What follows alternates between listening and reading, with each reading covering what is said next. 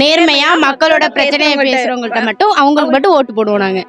அப்படி தமிழ்நாட்டுல இருக்கிற அரசியல் கட்சிகள்ல யாரு ஓட்டுக்கு பணம் கொடுக்காம நேர்மையா இருக்கான்னு நினைக்கிறீங்க? நாங்க சீமான் அவங்க தானா காசு கொடுக்காம நேர்மையா இருந்து எல்லாரும் இது பண்றாங்க. ஓட்டுக்கு வந்து பணம் வாங்கி ஓட்டு போடுறாங்களே அந்த மக்களுக்கு நீங்க என்ன சொல்ல நினைக்கிறீங்க? பணம் உங்களது பணத்தை தான் அவங்க கொடுக்குறாங்க, அதை வாங்கிக்கிட்டு நேர்மையா இருக்கவங்களுக்கு ஓட்டு போடுங்க அப்படின்னு நாங்க சொல்றோம்னா. அவங்க வந்து நம்மளோட காசை வாங்கிட்டு தான் அவங்க திரும்பி நமக்கு கொடுக்குறாங்க. அதனால நீங்கள் அந்த பணத்தை வாங்கிக்கோங்க. ஆனால் நமக்கு என்ன உதவி செய்கிறாங்களோ அந்த சீமான் கட்சி அவங்களுக்கு மட்டும் ஓட்டு போடுங்க. ஏன்னா அவங்க தான் நமக்கு வாய்ப்பு கொடுங்க. அவங்களுக்கு நாங்கள் எல்லாம் சப்போர்ட் பண்ணுறோம். எல்லாரும் சீமானுக்கு ஓட்டு போடுங்க அப்படிங்கிறோம். ஓட்டுக்கு பணம் கொடுக்காம மக்கள் பிரச்சனையை பேசி தீர்க்கிறவங்களுக்கு தான் ஓட்டு போடணும். ஓட்டுக்கு பணம் வாங்கிட்டு ஓட்டு போடுறாங்களா அந்த மக்களுக்கு என்ன சொல்ல விரும்புறீங்க? அது அந்த மாதிரி ஓட்டுக்கு பணம் வாங்கிட்டு நம்ம ஓட்டு போட்டோம் அப்படின்னா 5 வருஷம் நம்ம வந்து கஷ்டப்படணும். ஜனநாயகத்திட்ட மாட்டிட்டு நம்மளுக்கு எதுவும் செய்ய மாட்டாங்க.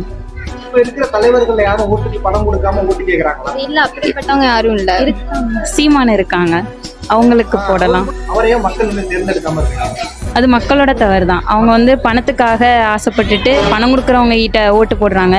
இவருக்கு ஒரு தடவை வாய்ப்பு கொடுத்தா இந்த வாட்டி எப்படி இருக்குன்னு பார்க்கலாம். இந்த வாட்டி 2024 வந்து நிறைய இளைஞர்கள் வந்து சீமானை தான் ஆதரிக்கிறாங்க. வெளிப்படையா தெரியுது. இந்த வாட்டி நிறைய வெற்றி பெற வாய்ப்பு இருக்காது.